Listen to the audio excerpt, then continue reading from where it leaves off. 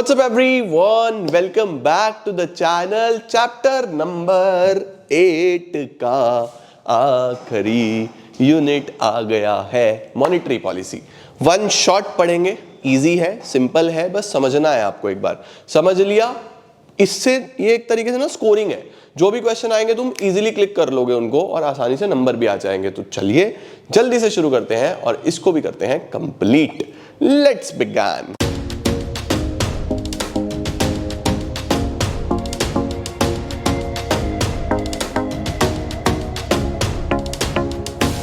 हाँ जी मेरे प्यारे नालायकों, आ जाओ। मेनली हमें इसके अंदर मॉनेटरी पॉलिसी को पढ़ना है, ठीक है। और मॉनेटरी पॉलिसी फ्रेमवर्क और स्ट्रक्चर किस तरीके से होता है वो सब मस्त हम पढ़ लेंगे। तो देखो, मॉनेटरी पॉलिसी बच्चों किसकी पॉलिसी है? जैसे फिस्कल पॉलिसी सरकार की पॉलिसी होती थी, वैसे ही मॉनेटरी पॉलिसी आरबीआई की पॉलिसी है। तो देखो क्या बोल रहा है, the reserve bank of India often changes the policy rates. अब आरबीआई क्या करता है, बार बार पॉलिसी रेट्स को चेंज करता है। बेसिकली जो इसके इंस्ट्रूमेंट्स हैं, इंटरेस्ट रेट्स हैं, उनको चेंज करता है to manage liquidity in the economy. Liquidity किससे? इसका मतलब है मनी सप्लाई। यानी पर्पस तो मनी सप्लाई को ही कम ज्यादा करना है ना। तो मनी सप्लाई जो है उसको अपने कंट्रोल में रखने के लिए आरबीआई क्या करता रहता है, रेट्स में चेंजेस करता रहता है। However our understanding of how money affects the economy is still limited। अभी तक लिमिटेड है, लेकिन अब और ब्रॉडन अप हो जाएगी। तो this chapter aims to explain monetary tools used by government to handle economic ups and downs like inflation और रिसेशन। अब गवर्नमेंट यहाँ लिखा है, लेकिन मॉनेटरी पॉलिसी में मेनली आरबीआई की बात करेगा, ठीक है। बढ़िया सर। मॉनेटरी पॉलिसी क्या है, देखो क्या बोल रहा है। The RBI uses monetary policy to keep inflation low and stable। बच्चों हम ये चाहते हैं कि इन्फ्लेशन कम रहे और स्टेबल रहे। मतलब ठीक है, हम बिल्कुल ये नहीं चाहते कि इन्फ्लेशन जीरो हो जाए। भाई देखो, प्राइसेस धीरे धीरे बढ़ने भी चाहिए। अगर प्राइस बढ़ेंगे ही नहीं तो प्रॉफिट मार्जिन नहीं बढ़ेगा लोगों का। प्राइस बढ़ेंगे ही नहीं तो इट शोज की इकोनॉमी में डिमांड ही नहीं है। भाई थोड़ी बहुत डिमांड होगी तभी तो चीजें महंगी भी होंगी ना थोड़ी बहुत। तो हम क्या चाहते हैं कि इन्फ्लेशन रहे बट लो रहे और स्टेबल रहे। मतलब बहुत ज्यादा ना बढ़े प्राइसेस, धीरे धीरे over a period of years, over a longer time धीरे धीरे बढ़ता रहे। एकदम सडन नहीं बढ़ना चाहिए और बहुत ज्यादा नहीं बढ़ना चाहिए।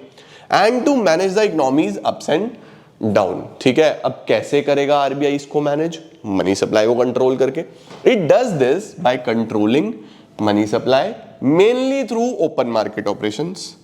जो मेन काम आरबीआई करता है वो ओपन मार्केट ऑपरेशंस के थ्रू करता है। ओपन मार्केट ऑपरेशंस क्या होता है?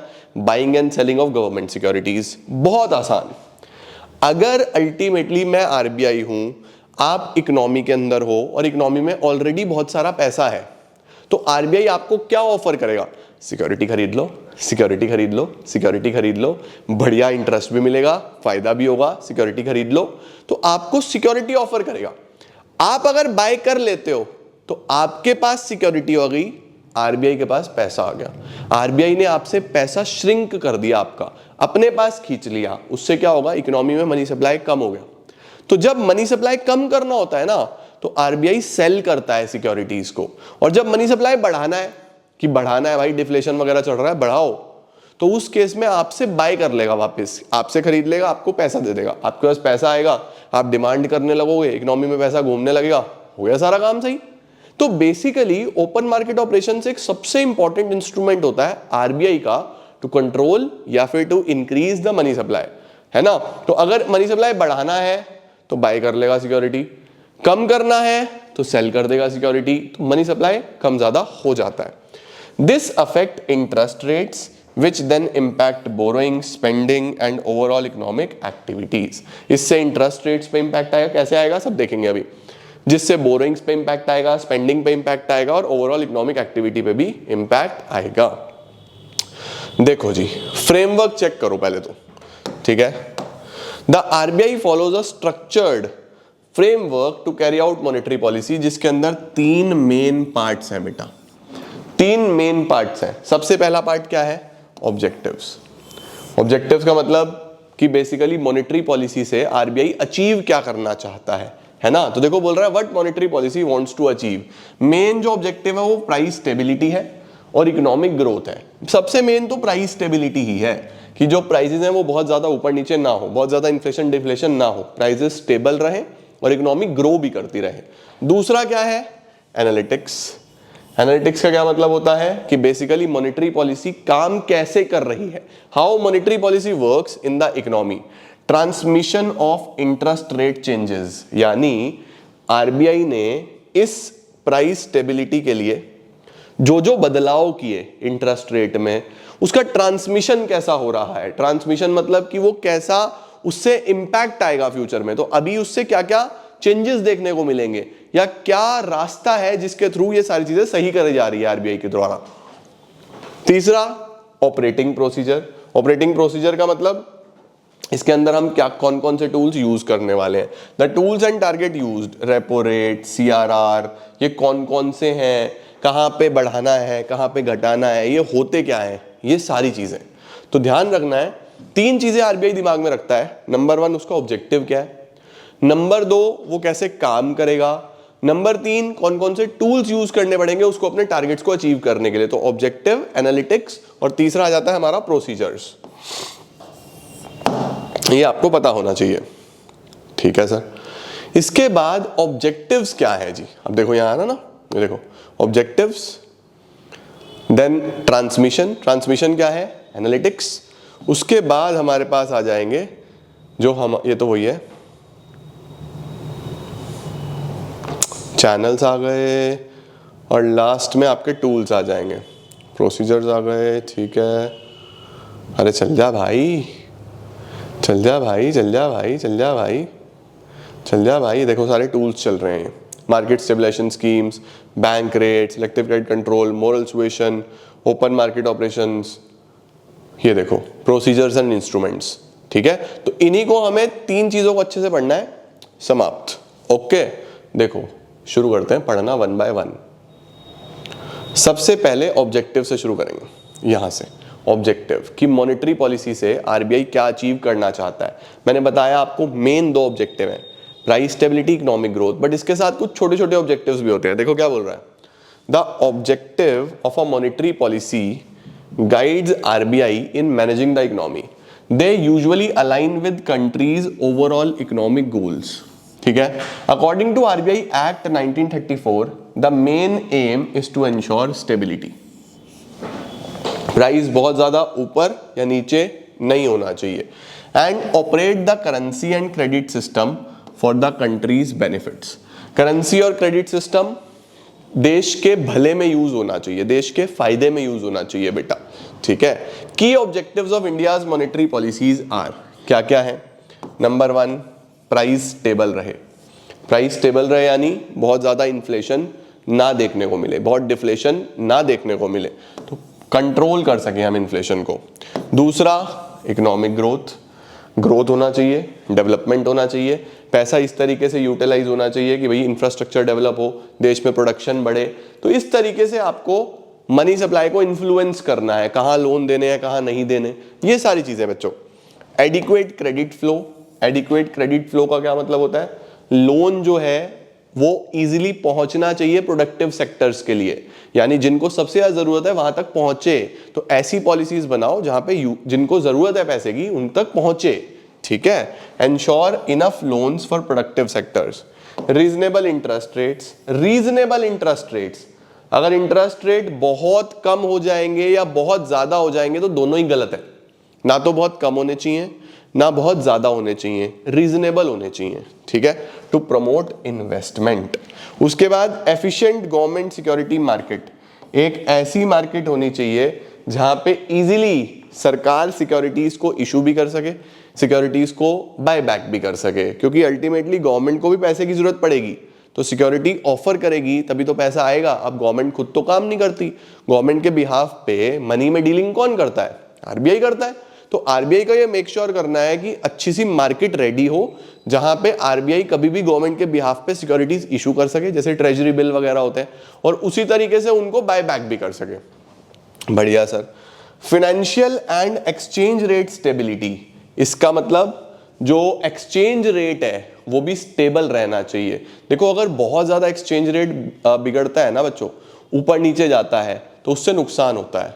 भाई सिंपल सी बात है, अगर फॉर एग्जाम्पल $1 आज लगभग 90 रुपए के आसपास है, 90 रुपीज के आसपास है, अगर ये $1 100 रुपए के आसपास चला जाएगा तो बेसिकली हमारे देश में ओवरऑल एक्सपोर्ट्स बढ़ेंगे, इंपोर्ट्स कम होंगे। एक्सपोर्ट्स बढ़ जाएंगे, इंपोर्ट्स कम हो जाएंगे, हम डेप्रिशिएट होने लगेंगे। हम जितना ज्यादा डेप्रिशिएट होते हैं ना बेटा, अल्टीमेटली इकोनॉमी में उतना ही ज्यादा प्रॉब्लम बढ़ती चली जाती है। सर क्यों बढ़ती चली जाती है? क्योंकि वर्ल्ड वाइड मार्केट में हमारी वैल्यू कम होती चली जाती है। वैल्यू कम होती चली जाती है तो उस केस में बच्चों जो फॉरेन इन्वेस्टमेंट्स है ना, उस पर भी बहुत इंपैक्ट आता है कि भैया क्या करना है, यहाँ हम इन्वेस्ट करें या ना करें। तो उसमें भी स्टेबिलिटी की जरूरत होती है। तो आरबीआई ये भी मेक श्योर करता है कि फाइनेंशियल और एक्सचेंज रेट स्टेबिलिटी भी बनी रहे, specially important due to globalisation and reforms. बढ़िया सर। अब यहां पे देखो, transmission of monetary policy. Transmission का क्या मतलब हुआ कि जो मॉनेटरी पॉलिसी है वो किस तरीके से इंपैक्ट करेगी अल्टीमेटली इकोनॉमी को। तो बोल रहा है monetary policy transmission means how RBI policy changes affect the economy, कि जो आरबीआई पॉलिसी में बदलाव करेगा, सपोज रेपो रेट बदल रहा है, रिवर्स रेपो रेट बदल रहा है, ओपन मार्केट ऑपरेशन चेंज हो रहा है, तो उससे क्या इंपैक्ट आएगा इकोनॉमी की ग्रोथ पे और इन्फ्लेशन पे। अब इसकी बेटा दो मेन स्टेजेस हैं। सबसे पहले आरबीआई पॉलिसी के रेट्स चेंज करेगा, ठीक है। अब पॉलिसी के रेट चेंज होने से ओवरऑल इकोनॉमी में इंटरेस्ट रेट्स भी चेंज होंगे। तो पहले तो अगर आरबीआई पॉलिसी रेट चेंज करता है तो उससे क्या होगा, उससे ओवरऑल इंटरेस्ट रेट चेंज होंगे। अब अगर इंटरेस्ट रेट चेंज होते हैं तो उससे लोगों पे क्या इंपैक्ट आता है ना। जैसे फॉर एग्जांपल मैं आपको बोलूं कि हमारे पास एक रेपो रेट है। रेपो रेट क्या है? रेपो रेट होता है बच्चों कि अगर कमर्शियल बैंक ने यानी पीएनबी, एसबीआई, इन्होंने आरबीआई से लोन लिया, अगर आरबीआई से लोन लिया बच्चों, तो आरबीआई को उस पे क्या पे करना पड़ेगा, उन्हें इंटरेस्ट पे करना पड़ेगा। यहां पे बना देते हैं, ये आरबीआई है, ये पीएनबी है।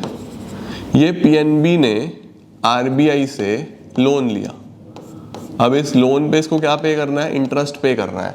तो जिस रेट पे इंटरेस्ट पे करना है वो रेपो रेट है। वो क्या है? Repo rate. बैंक रेट भी हो सकता है, लेकिन बैंक रेट ज्यादा चलता नहीं है आजकल, अभी रेपो रेट ही चलता है मेनली, तो ठीक है। तो जो रेपो रेट है वो रेट ऑफ इंटरेस्ट है जो आरबीआई चार्ज करेगा पीएनबी से। अब अगर आरबीआई ये चाहता है कि इकोनॉमी में मनी सप्लाई कम हो, मनी सप्लाई ज्यादा ना हो, तो आरबीआई इसको बढ़ा देता है, रेपो रेट को बढ़ा देता है। रेपो रेट बढ़ाने से क्या होता है बच्चों, लोन महंगा हो गया।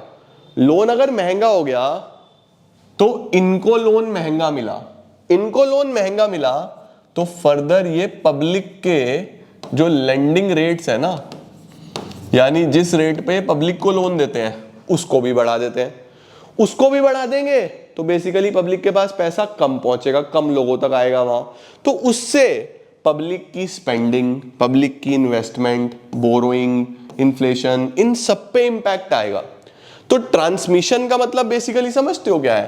ट्रांसमिशन का मतलब है कि किस तरीके से आरबीआई के रेट चेंज करने से इकोनॉमी के रेट चेंज होंगे, और इकोनॉमी के रेट चेंज होंगे तो उससे किस किस चीजों पे इंपैक्ट आएगा। ये दो स्टेजेस बताई गई हैं, ठीक है। तो अगर ये लोन महंगा करते हैं तो इनको महंगा मिलता है, इनको महंगा मिलता है तो पब्लिक के लिए महंगा हो जाता है, पब्लिक के लिए महंगा हो जाता है तो पब्लिक कम लेती है, तो वहां पे ओवरऑल पूरी इकोनॉमी में पैसा कम, स्पेंडिंग कम, तो सब कुछ नीचे की तरफ जाता है। तो अपने आप ही जो मनी सप्लाई बढ़ा हुआ था वो कम हो जाता है। देखो क्या बोल रहा है, दो मेन स्टेज है, RBI changes policy rates and then changes in interest rates.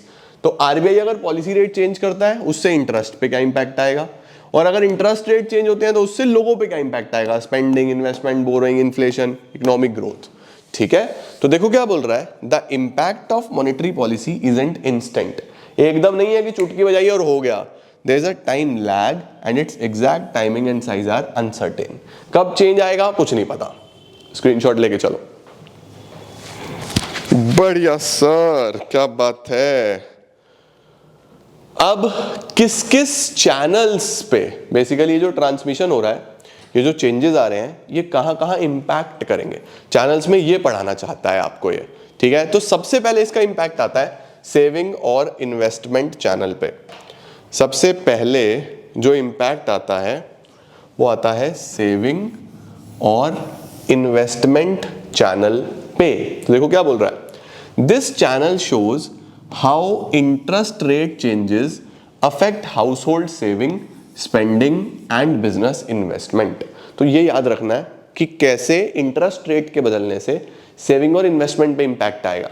ध्यान से समझना, अगर इंटरेस्ट रेट कम है डिपॉजिट्स पे, अगर इंटरेस्ट रेट कम है डिपॉजिट्स पे, मैं यहां पे लिखता हूं, अगर रेट ऑफ इंटरेस्ट कम है।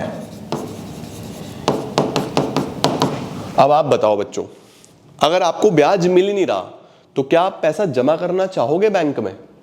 नहीं करना चाहोगे ना भाई, रेट ऑफ इंटरेस्ट कम है तो मैं जमा नहीं करना चाहूंगा, मैं अपने पास रखूंगा। अपने पास रखूंगा इसका मतलब खर्चा करूंगा। लोग बैंक में जमा इसलिए कर देते हैं ना कि चलो यार कैश रखेंगे तो खर्च हो जाएगा, बैंक में जमा कर देते हैं। तो सिंपल सी बात समझो कि अगर रेट ऑफ इंटरेस्ट कम है तो डिपॉजिट कम होगा, डिपॉजिट कम होगा तो स्पेंडिंग ज्यादा होगा। सिंपल सी बात है या नहीं है? स्पेंडिंग क्या होगा? ज्यादा होगा। और अगर उल्टा हो इसका, अगर उल्टा हो सर, अगर रेट ऑफ इंटरेस्ट ज्यादा हो तो लोग क्या बोलेंगे, भाई कमाई होगी बैंक में रखो पैसा, अपने पास मत रखो। तो इस केस में लोग जमा ज्यादा करते हैं। जमा ज्यादा करते हैं इसका मतलब खर्चा कम करते हैं, है ना। तो इकोनॉमी में अगर खर्चा कम होगा तो उसी तरीके से इकोनॉमी में मनी सप्लाई पे भी इंपैक्ट आता है। तो देखो सबसे पहले क्या बोल रहा है, अगर इंटरेस्ट रेट कम है तो people earn less from savings, तो दे प्रेफर टू स्पेंड मोर।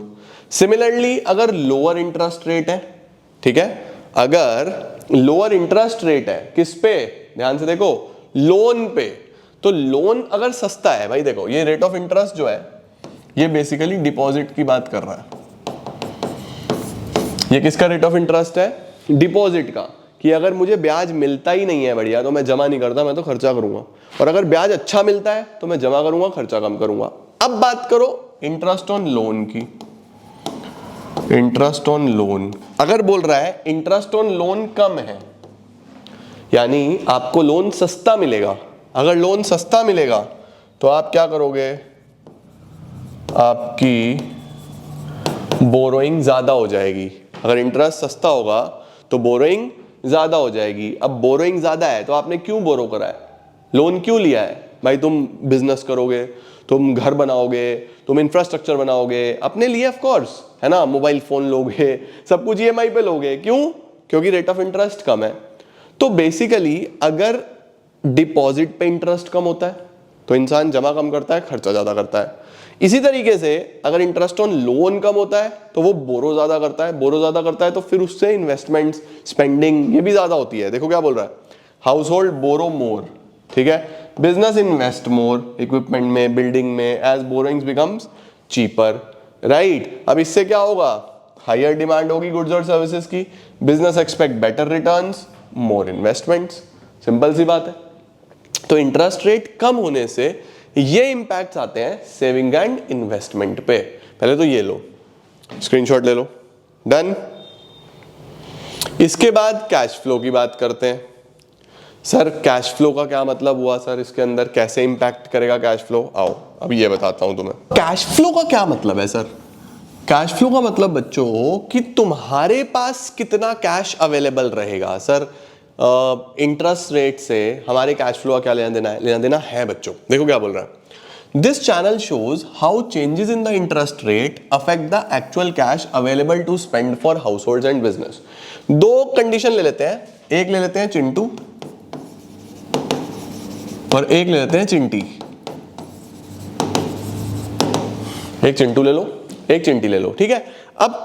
अब बेसिकली दोनों के ना अलग अलग सिचुएशंस बनाते हैं, ठीक है, कि चिंटू ने लोन लिया हुआ है, लोन लिया है, और चिंटी ने डिपॉजिट किया हुआ है, डिपॉजिट किया है। ठीक है। अब इंटरेस्ट रेट्स हो गए कम। अब एक बात बताओ, अगर इंटरेस्ट रेट कम हो गए तो चिंटू ने तो लोन लिया हुआ था, उसको तो ब्याज भरना था, इंटरेस्ट कम हो गया तो इसको कम इंटरेस्ट देना है, अब कम इंटरेस्ट देना है, इसके पैसे बचेंगे। चिंटू कहेगा ओहो वाह वाह बल्ले बल्ले बल्ले बल्ले मजा आ गया, लोन लिया हुआ था, इंटरेस्ट कम हो गया, लोन सस्ता हो गया, मेरे पैसे बच गए तो चिंटू और चीजों पे खर्चा करेगा, खर्चा तो करेगा ना भाई, है ना। तो बेसिकली इससे क्या होगा, इकोनॉमी में स्पेंडिंग बढ़ती है, इकोनॉमी के अंदर पैसा और घूमता है, राइट। वहीं अगर मैं बात करूं उधर, चिंटी ने डिपॉजिट करा हुआ था, अगर डिपॉजिट करा हुआ था, इंटरेस्ट कम हो गया तो उसको इंटरेस्ट कम मिल रहा है, भाई रेट कम हो गया तो इंटरेस्ट कम मिल रहा है ना, तो इसको पैसा कम मिलेगा। अब ये बोलेगी चिंटी अरे यार पैसा ही नहीं आ रहा, तो इसका मतलब पैसा नहीं आ रहा तो इसकी स्पेंडिंग कम हो जाएगी। सर इफेक्ट तो नील हो गया, इसकी स्पेंडिंग बढ़ गई, इसकी स्पेंडिंग कम होगी, ऐसा नहीं है बच्चों। एक्चुअल में दोनों चीजें होती हैं, बट तब भी इसका इंपैक्ट हमेशा ज्यादा होता है। यानी कि जब पैसा बचता है ना तो इंसान स्पेंड ज्यादा करता है, उसके नॉर्मली जो खर्चे हैं वो तो चल ही रहे हैं ना, है ना। तो देखो क्या बोल रहा है, लोन रीपेमेंट बिकम चीपर। भाई चिंटू ने लोन लिया हुआ था, राइट, तो उसको पेमेंट जो देना था वो सस्ता हो गया, कम देना है अब। People with home loan, car loan pay less, so they have more money left to spend on shopping, food, travel etcetera. वहीं पे अगर आपने डिपॉजिट करा हुआ था तो वहां पे आप कम कमाओगे।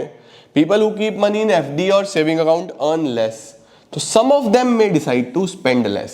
कुछ डिसाइड कर सकते हैं कि शायद हम कम खर्चा करें, बट ओवरऑल इसका इंपैक्ट हमेशा ज्यादा होगा, ये ध्यान रखना। तो अगर इंटरेस्ट रेट कम होते हैं तो ओवरऑल कैश फ्लो ज्यादा होगा, खर्चा ज्यादा होगा। लो स्क्रीनशॉट, डन सर। लो जी अब इंटरेस्ट रेट्स का कम या ज्यादा होने से एसिड के प्राइसेस पे, वेल्थ चैनल्स पे क्या इंपैक्ट आता है, बहुत सिंपल है ये भी। देखो क्या बोल रहा है,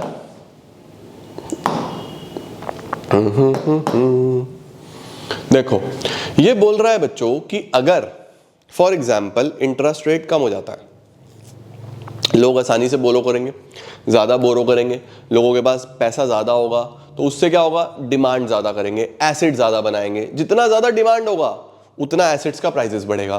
तो ओवरऑल एसिड के प्राइसेस पे, एसिड की डिमांड पे इंटरेस्ट रेट का फर्क पड़ता है या नहीं पड़ता है, वही यहां पे बोल रहा है। देखो, this channel explains how changes in interest rate affect acid prices, people wealth and their spending and investment. What will happen when interest rate go down? अगर इंटरेस्ट रेट कम हो जाएगा तो क्या इंपैक्ट आएगा, आपने देख ही लिया, acid prices will go up. Acid prices ऊपर क्यों जाएंगे भाई, उनकी डिमांड बढ़ेगी ना। जब इंटरेस्ट कम है, आसानी से लोन्स मिलेंगे, लोग ज्यादा एसिड्स खरीदने के लिए जाएंगे, प्राइसेस बढ़ेंगे। Lower rates make investing more attractive, future returns look more valuable, so people buy more pushing the prices up. उसके बाद higher asset prices is equal to more wealth. अब जिनके पास एसिड्स ऑलरेडी हैं उनके एसिड्स की भी value बढ़ रही है, क्योंकि बेसिकली ज्यादा वेल्थ होगी ना, क्योंकि एसिड्स की प्राइस बढ़ते जा रहे हैं तो आपकी वेल्थ भी बढ़ती जा रही है। देखो बोल रहा है व्हेन योर हाउस और stocks are worth more you feel richer and spend more. आपको लगता है मैं तो अमीर हो गया, मैं ज्यादा खर्चा कर सकता हूं। उसके बाद बोल रहा है more wealth is equal to easier to borrow, यानी अगर आपके पास ज्यादा वेल्थ है तो आप आसानी से और लोन भी ले सकते हो। भाई फॉर एग्जांपल मेरा घर 1 करोड़ का था तो मैं इससे 70-80 लाख रुपए तक का ही लोन ले सकता था, बट जब ये महंगा हो गया, ये महंगा हो गया, महंगा हो गया, महंगा हो गया, 3 करोड़ का हो गया, तो अब इस पे मैं 2-2.5 करोड़ का लोन भी ले सकता हूं ना, है ना। तो इंपैक्ट देख रहे हो, एसिड प्राइस बढ़ेंगे, उससे आप ज्यादा वेल्दी फील करोगे, खर्चे ज्यादा करोगे, उससे आपको लोन भी आसानी से मिलेंगे, लोन आसानी से मिलेंगे तो आप और अच्छे से स्पेंड कर पाओगे। क्या बोल रहा है, as asset value rise people and business have more collateral like home equity making it easier to get loans. Perfect. तो किस तरीके से बच्चों जो मॉनेटरी पॉलिसी है वो इंपैक्ट करती है सेविंग्स एंड इन्वेस्टमेंट को, किस तरीके से इंपैक्ट करती है कैश फ्लो को, किस तरीके से इंपैक्ट करती है एसेट प्राइस वेल्थ चैनल्स को।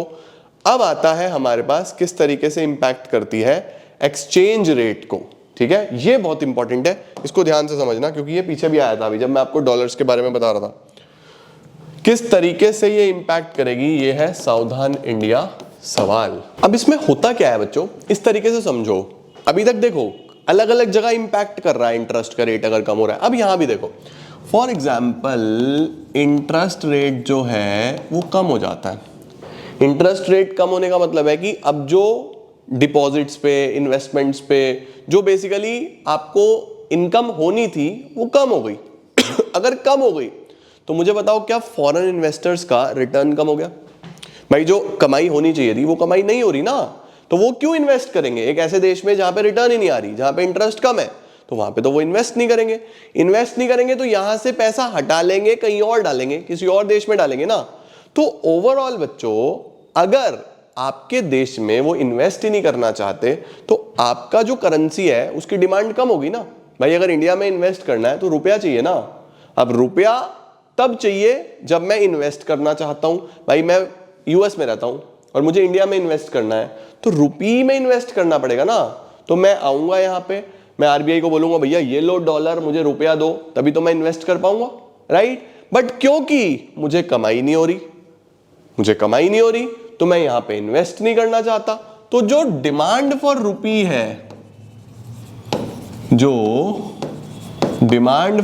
है, वो कम हो गई। अब किसी भी चीज की डिमांड कम है तो उसका रेट भी कम। रेट कम होने का मतलब कि हम हो गए डेप्रीशिएट। उनकी नजर में हमारी वैल्यू कम हो गई, हम हो गए डेप्रीशिएट। अब हमारे डेप्रीशिएट होने से क्या इंपैक्ट आएगा? हमारे एक्सपोर्ट बढ़ते हैं, इंपोर्ट कम हो जाते हैं। सही है या नहीं है? एक्सपोर्ट बढ़ेंगे, इंपोर्ट कम हो जाएंगे। तो इस तरीके से ये इंपैक्ट करता है पूरे के पूरे एक्सचेंज रेट चैनल पे।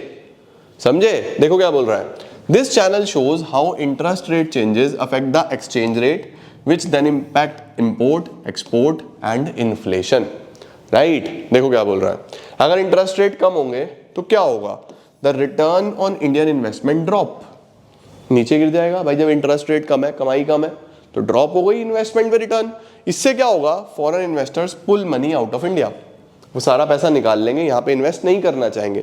नहीं इन्वेस्ट करना चाहेंगे तो डिमांड फॉर रुपी गिर जाएगा। कम हो जाएगा जब डिमांड, तो एक्सचेंज रेट गिर जाएगा, रुपी कमजोर हो जाएगा। अब जब कम होता है तो इससे एक्सपोर्ट बढ़ेंगे, सस्ते हो गए ना, तो more demand for Indian goods, और इंपोर्ट महंगे हो जाएंगे। इंपोर्ट महंगे हो जाएंगे तो लोग देश का ही सामान खरीदेंगे। इससे ओवरऑल देश की डिमांड बढ़ती है। जब देश की डिमांड बढ़ती है तो उससे महंगाई भी बढ़ती है, इन्फ्लेशन भी बढ़ता है। But it also means higher import prices which can increase inflation, महंगाई भी बढ़ती है। परफेक्ट। तो कैसे सेविंग इन्वेस्टमेंट पे, किस तरीके से कैश फ्लो पे, तो बहुत सारे फैक्टर्स हमने पढ़ लिए जहां पे हमारा ये इंटरेस्ट रेट्स हो गए या मॉनेटरी पॉलिसी हो गई इंपैक्ट करती है इन चैनल्स के थ्रू। ठीक है, स्क्रीनशॉट लो।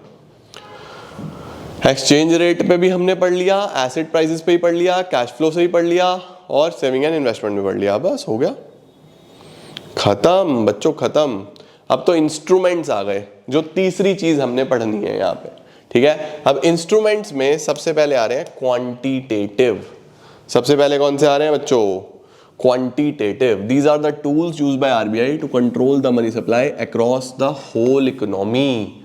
यानी कि ये वो टूल्स होते हैं जो पूरी इकोनॉमी पे इंपैक्ट करते हैं। ठीक है, affecting all the major sectors, चाहे वो एग्रीकल्चर हो, चाहे वो इंडस्ट्री हो, चाहे वो हाउसिंग हो, सब।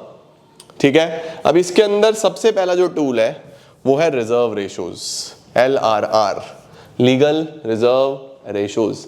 याद है कुछ लीगल रिजर्व रेशो या भूल गए? हमारे पास जो रिजर्व रेशोज है बच्चों वो दो हैं, एक तो है CRR, एक है SLR।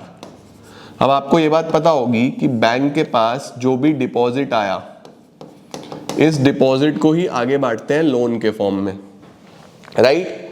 अब सपोज 100 रुपए डिपॉजिट आए, तो ये आपको पता होना चाहिए कि आरबीआई की पॉलिसीज होती है जिसमें आरबीआई बोलता है कि आपको इसमें से कुछ पैसा रिजर्व करना पड़ेगा, वो भी दो फॉर्म में।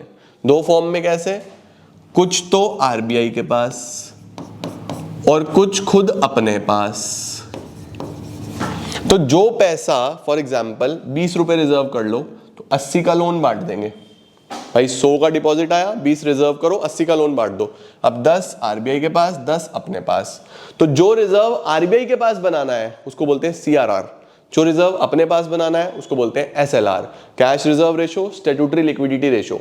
अब अगर हमें ये चाहिए कि इकोनॉमी में पैसा कम पहुंचे, 80 ना पहुंचे 60 पहुंचे, तो इनको बढ़ा दो ना, रिजर्व रेशो को बढ़ा दो, 20-20 कर दो, तो यहाँ पे रिजर्व ज्यादा बनेगा तो मनी सप्लाई कम होगा। मनी सप्लाई ज्यादा पहुंचाना है, इसको घटा दो, है ना। देखो क्या बोल रहा है, these are mandatory reserves bank must keep aside, CRR a certain percentage of deposit kept in cash with RBI, no interest is earned, ध्यान रखना इस पे कोई ब्याज नहीं मिलता, okay. Banks can not lend और इन्वेस्ट दिस मनी। और SLR क्या होता है, जो अपने पास रखते हैं, अपने पास चाहे वो गोल्ड में रखें चाहे गवर्नमेंट सिक्योरिटीज में रखें, किसी भी फॉर्म में रख सकते हैं, इस पे बैंक इंटरेस्ट कमा लेता है ना भाई। अगर गवर्नमेंट सिक्योरिटी में इन्वेस्ट करेंगे या गोल्ड में इन्वेस्ट करेंगे तो कहीं ना कहीं रिटर्न आ जाएगा इस पे थोड़ा बहुत। परफेक्ट। तो सबसे पहला तो रिजर्व रेशोज है, स्क्रीनशॉट लो, ओके। हाँ सर, अगला क्या आ रहा है, open market operations, very important. अब सर ये ओपन मार्केट ऑपरेशंस क्या है, ये भी मैंने आपको पहले बता दिया। ये क्या है, जब RBI बाय या सेल करता है गवर्नमेंट सिक्योरिटीज को, है ना भाई। RBI सिंपल बोलेगा कि इकोनॉमी में बहुत पैसा है, मुझे उसको खींचना है, मुझे इकोनॉमी से निकालना है वो पैसा, तो आपको सिक्योरिटी सेल कर देगा। और अगर पैसा बढ़ाना है तो आपसे बाय कर लेगा। देखो क्या बोल रहा है, when RBI sell government securities, जब RBI सेल करता है government securities, money goes out of the banking system, liquidity reduces. Basically liquidity कम हो जाती है क्योंकि आपके पास तो सिक्योरिटी आ गई, है ना। वहीं पे जब बाय करता है तो उससे पैसा आता है, लिक्विडिटी इंक्रीजेस। इसको बोलते हैं ओपन मार्केट ऑपरेशंस। तो जो सबसे इंपॉर्टेंट है ना क्वांटिटेटिव में, LRR हो गया या खाली रिजर्व रिक्वायरमेंट्स बोल दो, दूसरा ओमो हो गया। This is mainly used to control inflation, भाई पहले तो इन्फ्लेशन कंट्रोल करना है। दूसरा शॉर्ट टर्म लिक्विडिटी मिसमैचेस को ठीक करना है, कि अगर शॉर्ट टर्म में लिक्विडिटी मिसमैच हो रही है उसको सही करना है बेसिकली, ठीक है। अब आ गए क्वालिटेटिव। क्वालिटेटिव में कौन कौन से आ जाते हैं, सबसे पहले आता है बच्चों मार्जिन रिक्वायरमेंट। अब क्वालिटेटिव क्या है, unlike quantitative, qualitative are used to control credit in specific sectors. ये पूरी इकोनॉमी पे इंपैक्ट नहीं करते, क्वांटिटेटिव तो पूरी इकोनॉमी पे इंपैक्ट करते हैं, ये कुछ स्पेसिफिक सेक्टर्स पे इंपैक्ट करते हैं। तो सबसे पहले आता है मार्जिन।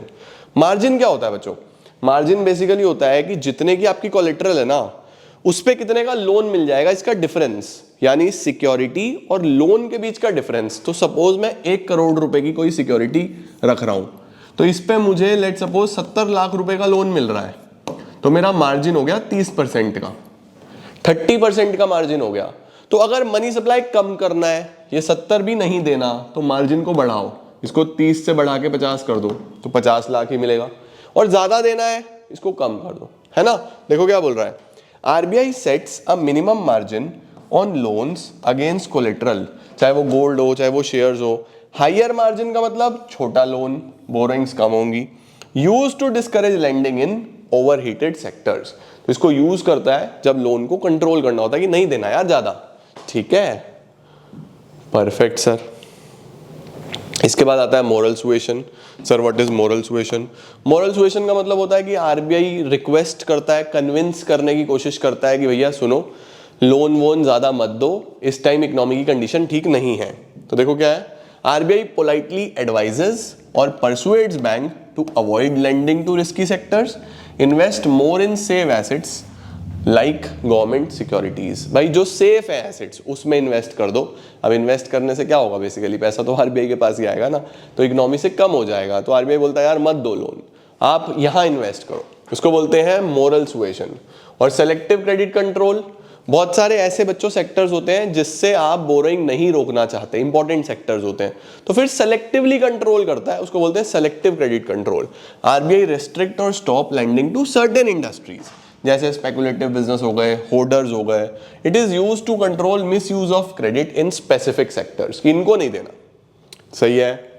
तो क्वालिटेटिव में हमने मार्जिन पढ़ लिया, मॉरल सुएशन पढ़ लिया, सेलेक्टिव क्रेडिट कंट्रोल पढ़ लिया।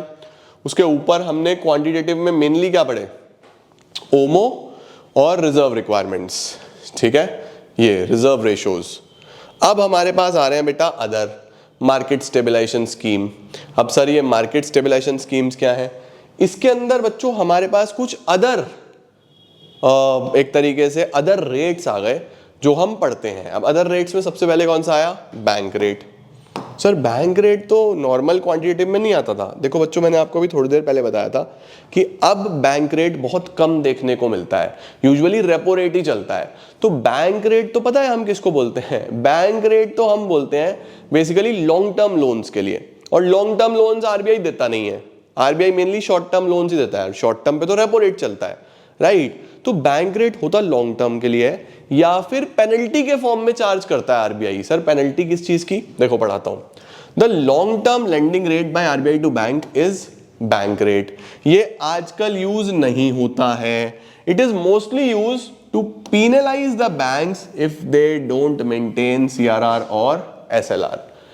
अगर बैंक रिजर्व अच्छे से नहीं बनाते तो फिर बैंक उस पर ज्यादा इंटरेस्ट चार्ज करता है, आरबीआई उस पर ज्यादा इंटरेस्ट चार्ज करता है, फिर वहां पे वो बैंक रेट चार्ज करता है, समझे। तो जो बैंक रेट है ना आजकल, वो सिर्फ पिनलाइज करने के लिए यूज करता है आरबीआई।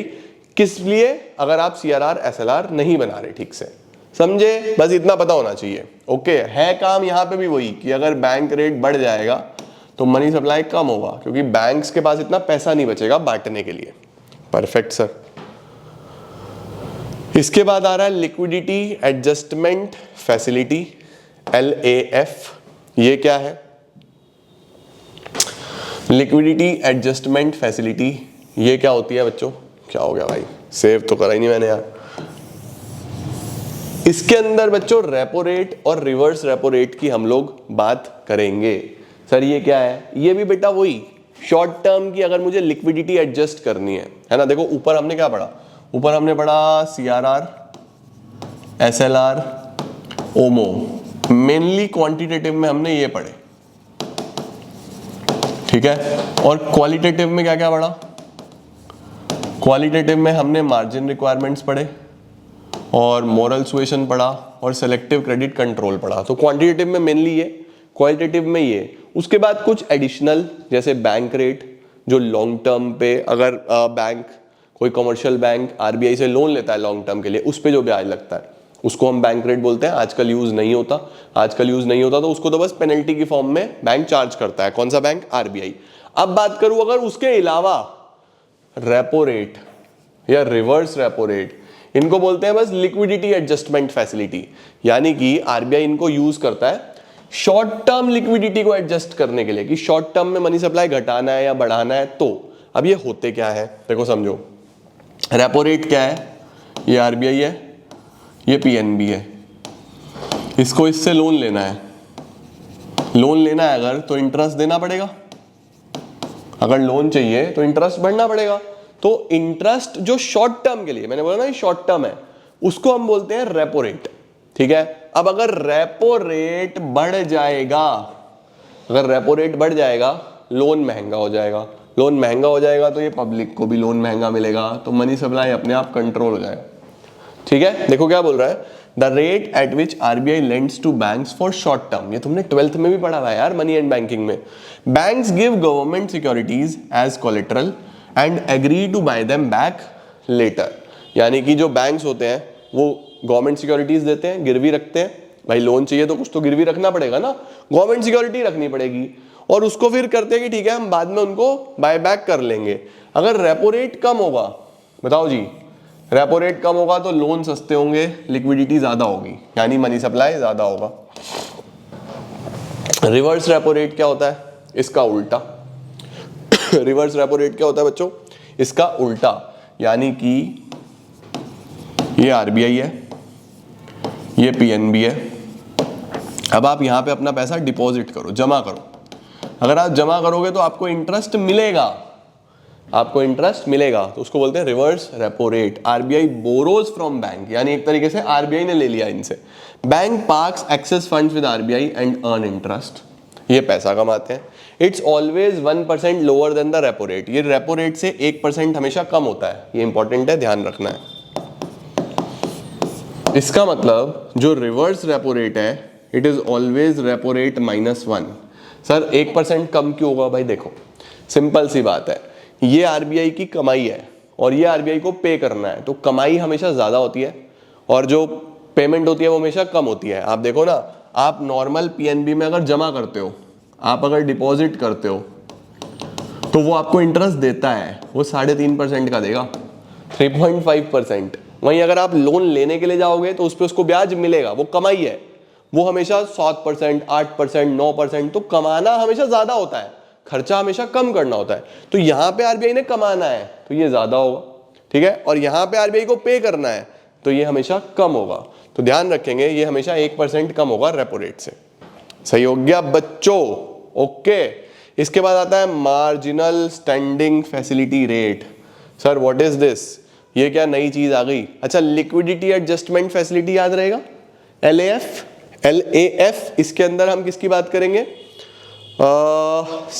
रेपो रेट और रिवर्स रेपो रेट की, ठीक है।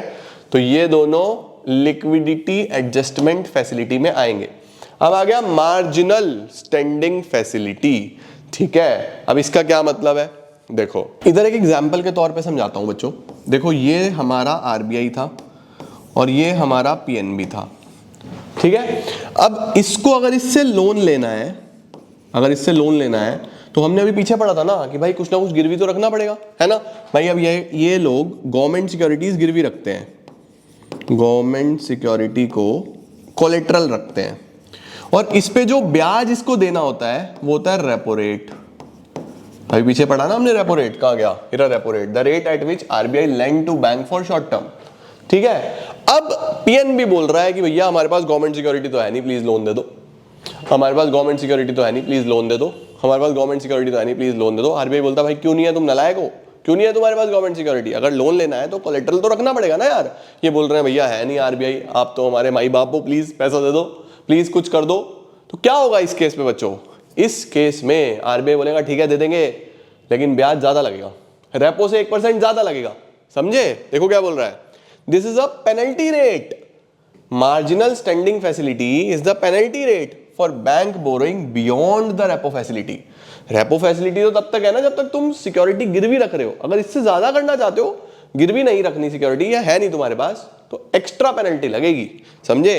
Banks can use up to 1% of their SLR securities for this, always 1% higher than the repo rate। तो जो मार्जिनल स्टैंडिंग फैसिलिटी रेट है ये रेपो से हमेशा 1% ज्यादा होता है।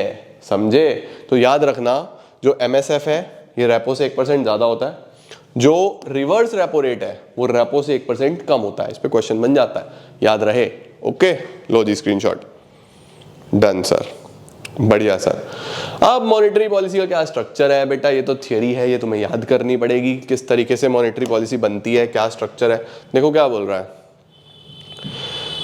सबसे पहले 2016 में देखो भाई आरबीआई जो है ना, आरबीआई का जो एक्ट था वो 1934 में बना था सबसे पहले, ठीक है। तो आरबीआई का जन्म 1935 में हुआ, लेकिन आरबीआई एक्ट जो पास हुआ था वो 1934 में पास हुआ था।